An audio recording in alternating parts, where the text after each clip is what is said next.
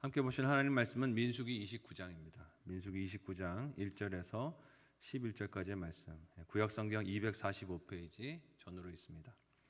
민수기 29장 1절에서 11절까지의 말씀을 드라마 바이블로 봉독하겠습니다. 일곱째 달에 이르러는 그 달 초하루에 성회로 모이고 아무 노동도 하지 말라. 이는 너희가 나팔을 불 날이니라. 너희는 수송아지 한 마리와 순양 한 마리와 1년 되고 흠없는 순양 7마리를 여호와께 향기로운 번제로 드릴 것이며, 그 소재로는 고운 가루에 기름을 섞어서 쓰되 수송아지에는 10분의 3이요 순양에는 10분의 2요 어린 양 7마리에는 어린 양 한 마리마다 10분의 1을 드릴 것이며, 또 너희를 속죄하기 위하여 순염소 한 마리로 속죄죄를 드리되 그 달의 번제와 그 소제와 상번제와 그 소제와 그 전제 외의 그 규례를 따라 향기로운 냄새로 화제를 여호와께 드릴 것이니라.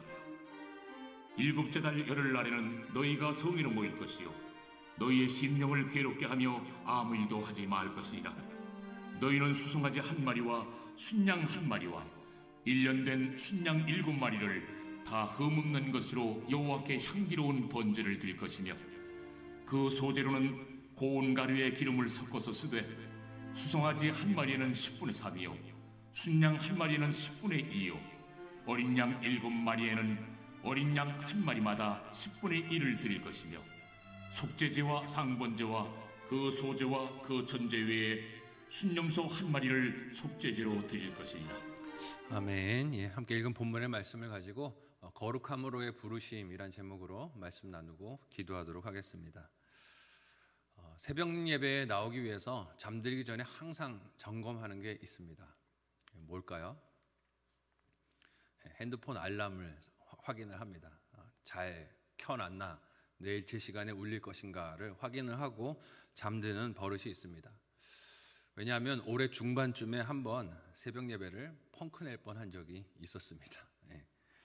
전날 새벽 예배 나올 때 미리 알람 시간보다 일찍 일어나서 알람을 껐어요. 왜냐하면 일찍 일어났기 때문에 울리지 않게 좀 끄고, 그리고 이제 새벽 예배 가면 되겠다 하고 전날 꺼뒀는데 다시 켜는 것을 깜빡한 것입니다. 깜빡하고 잠들었다가 새벽에 이상하게 자는 시간이 좀 길어진다는 느낌이 드는 거예요. 오늘 너무 푹 자는 것 같은데 싶어서 놀라서 시계를 한번 딱 봤더니 제가 평소에 일어나는 시간보다 20분이 늦었는데도 알람이 울리지 않은 것이었습니다. 생각해 보니 그 전날 꺼둔 것을 다시 켜는 것을 잊어버리고 잠들었다가 큰일 날 뻔한 거죠. 정신없이 씻고 불이 나게 뛰어나와서 다행히도 새벽 예배는 인도했던 기억이 납니다. 그날 이후로는 절대로 알람을 끄지 않습니다. 먼저 일어나도 끄지 않고 켜지도록, 울리도록 그냥 내버려 두고 있어요. 깨울 나팔 소리가 얼마나 중요한가 하는 것을 그날 깨달았기 때문입니다. 정한 시간에 나아가서 예배 드리기 위해서, 또 내 사명을 감당하기 위해서 울려주는 나팔 소리가 있다는 것이 귀한 것이구나 하는 것을 그날 깨닫게 된 것 같아요. 오늘 본문에서 하나님은 이스라엘 백성들이 지켜야 할 나팔절의 규례를 주십니다.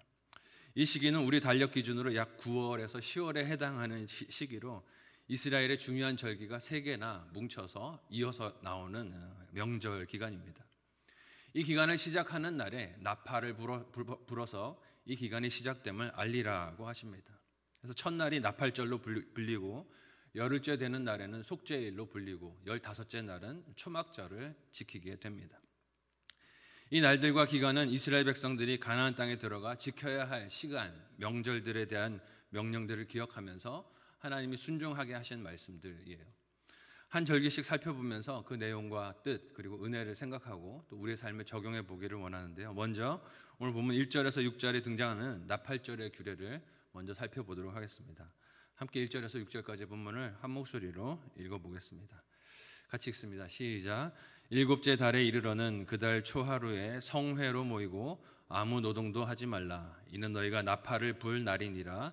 너희는 수송아지 한 마리와 순양 한 마리와 1년 되고 흠없는 순양 7마리를 여호와께 향기로운 번제로 드릴 것이며, 그 소재로는 고운 가루에 기름을 섞어서 쓰되 수송아지에는 10분의 3이요 순양에는 10분의 2요 어린 양 7마리에는 어린 양 한 마리마다 10분의 1을 드릴 것이요 또 너희를 속죄하기 위하여 순념소 한 마리로 속죄제를 드리되 그날의 번제와 그 소제와 상번제와 그 소제와 그 전제 외에 그 규례를 따라 향기로운 냄새로 화제를 여호와께 드릴 것이니라. 아멘.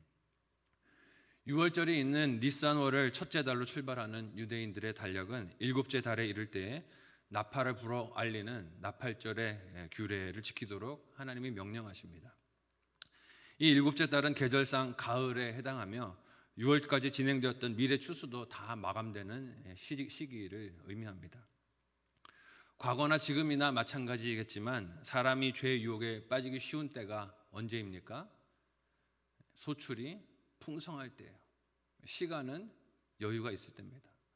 농번기가 아니라 이제는 좀 쉬고 있을 때, 소출이 많을 때 사람들이 죄를 짓기가 쉽죠. 누구나 시간과 돈의 여유가 생기면 생각이, 죄인된 인간의 생각이 어디를 향해 흐르게 됩니까? 죄 지을 것 없나 하고 죄를 향해서 흐르게 됩니다. 그런 인간의 죄인된 본성을 생각해 본다면 끊임없이 사람이 찾고 구하는 풍요와 번성, 그리고 삶의 여유가 꼭 주어지는 것이 복은 아니구나 하는 것을 깨닫게 됩니다. 왜냐하면 사람은 욕심으로 항상 풍요를 구하지만, 그러면 하나님을 위해서 그 물질들을 쓰겠다고 하지만 정작 그 물질이 주어지면 어디다 많이 씁니까? 죄 짓는 데다 많이 써요. 시간의 여유도 죄 짓는 데다 많이 쓰고 찾을 때가 많습니다. 이렇게 죄의 유혹이 극심해질 수 있는 절기에 하나님은 이스라엘 온 백성들이 성회로 모이고 노동을 멈추고 나팔을 불어 이제 속죄일이 다가오고 있음을 기억하고 알라고 하십니다. 죄의 유혹에 대해 경각심을 가지고 거룩한 때를 지금은 살아야 할 시기다 하는 것을 기억하고 마음에 새기라는 것입니다. 이렇게 나팔을 불어 그 시작을 알리는 나팔절은 이어져 지키게 되는 초막절과 또 속죄일이 다가오는 것을 알리는 알람의 기능도 합니다. 이후로 다가올 하나님 앞에서의 속죄일과 초막절이 준비되고 있음을 미리 알고 준비하라는 신호이기도 합니다. 지난 시간 동안 자신에게 있었던 일들을 돌아보고 하나님 앞에 정결하게 서기 위해 마음을 준비하고 회개하는 기간이 되라는 것입니다. 죄를 보고 분별하는 시간이 되라는 것이죠. 또한 구원을 위해 오실 메시아가 그들에게 약속되어 있음을 다시 기억하고 돌아보게 하는 그런 나팔 소리이기도 합니다. 그래서 탈무드에서는 나팔절에 울리는 나팔 소리가 이런 뜻을 포함하고 있다는 가르침도 있어요. 제가 한번 읽어드릴게요. 잠에 빠져 있는 잠꾸러기들아, 잠에서 깨어나라. 선잠에 빠진 잠꾸러기들아, 정신을 차려라.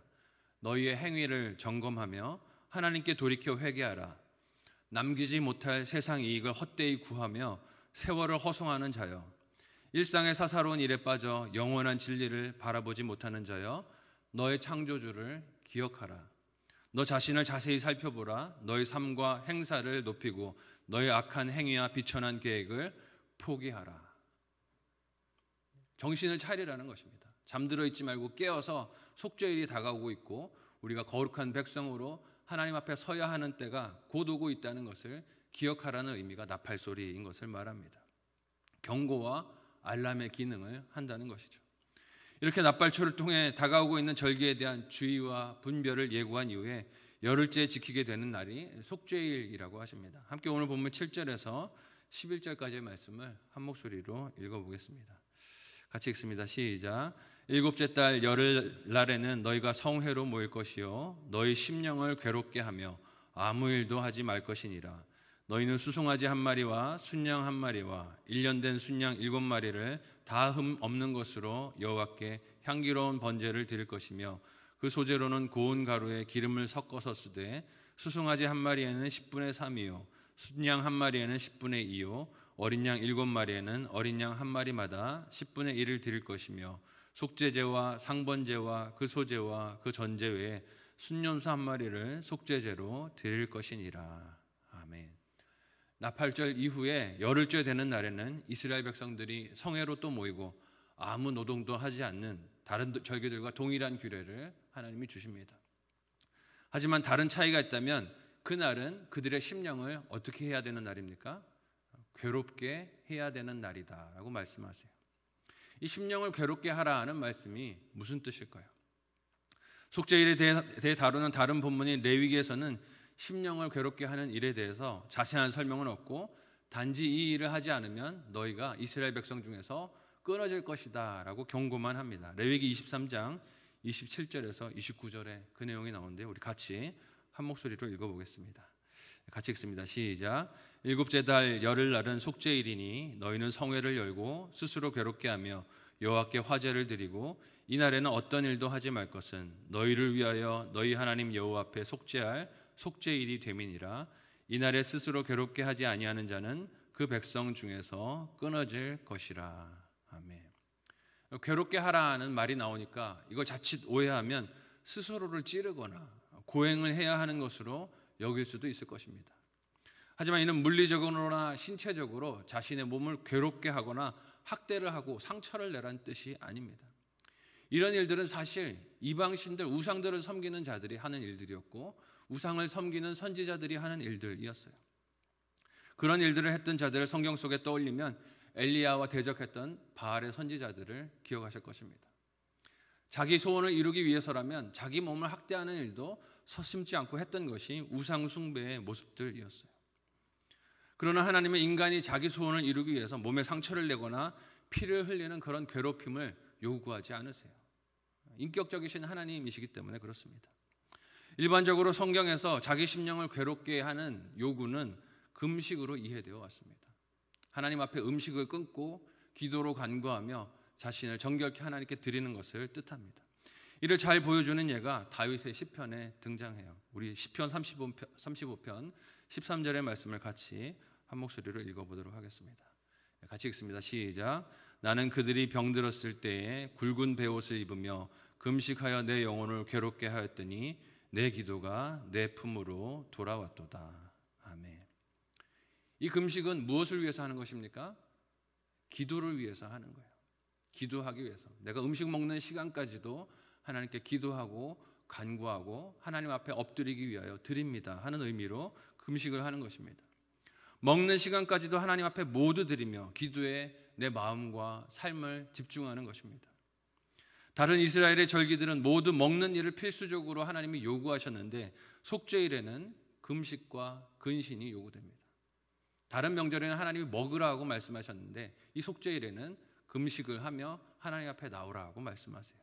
그만큼 이스라엘의 정체성은 하나님 없이는 생각할 수도 상상할 수도 없는 것입니다. 그렇다면 이스라엘 백성들은 노동도 하지 않고 음식도 먹지 않는 이날 무엇을 해야 했을까요? 오직 자신들을 대신해서 성소에 들어가 죄를 대속하는 대제사장을 생각하며 자신들이 지은 죄들에 대해서 생각하고 스스로를 낮추는 겸손으로 하나님 앞에 엎드리고 은혜를 바라고 있어야 했을 것입니다. 이렇게 주어지는 죄에 대한 용서는 자동적으로 이루어지는 것이 아니라 무엇이 있어요? 그들을 대신해 피를 흘리는 제물이 있고 그것을 대속해서 들어가는 대제사장의 헌신과 일이 있음을 봅니다. 대제사장이 자신의 직분에 순종하고 그 일을 감당함으로 속죄의 은혜가 이스라엘 백성들에게 주어지는 것이에요. 결국 이 속죄의 규례가 나타내는 것이 무엇입니까? 궁극적으로는 우리 주 예수 그리스도인 줄 믿으시기를 바랍니다. 내 죄를 속죄하시기 위해 하나님 앞으로 나를 정결케 하기 위해 들어가신 대제사장 되신 예수 그리스도가 이 속죄일의 예표로서 우리에게 주어지고 있는 말씀이 되는 것입니다. 우리 주 예수 그리스도께서 십자가에 대신 달려 죽으신 대속의 은혜, 그리고 이를 믿음으로 바라보는 성도의 마음과 자세가 이 속죄일의 규례를 통해 우리에게 어떤 마음이어야 하는가 하는 것을 보여주고 있습니다. 나팔절은 이렇게 택한 백성의 죄를 속하시는 하나님의 은혜를 준비하고 마음에 받도록 일깨우는 소리이며, 이어지는 속죄일은 그 은혜를 실질적으로 겸손히 받으며 하나님과 깊은 관계 안으로 들어가는 날이었습니다. 오늘 우리의 예배도 또 우리의 마음도 하나님 앞에 서 있는 모습도 이 나팔절과 속죄일에 서 있었던 이스라엘 백성들과 같이 진실한 마음, 사모하는 마음, 겸손한 마음이 되실 수 있기를 예수님의 이름으로 축복합니다. 제발 예배의 자리에 나와서 다른 이들을 바라보며 판단하고 비난하고 정죄하는 눈길이 아니라 오직 나를 받아주시는 하나님의 은혜를 생각하고 감사하고 엎드리고 하나님의 은혜를 깊이 풍성하게 누리는 은혜의 자리가 다 되실 수 있기를 사랑하는 예수님의 이름으로 간절히 축복합니다. 아멘.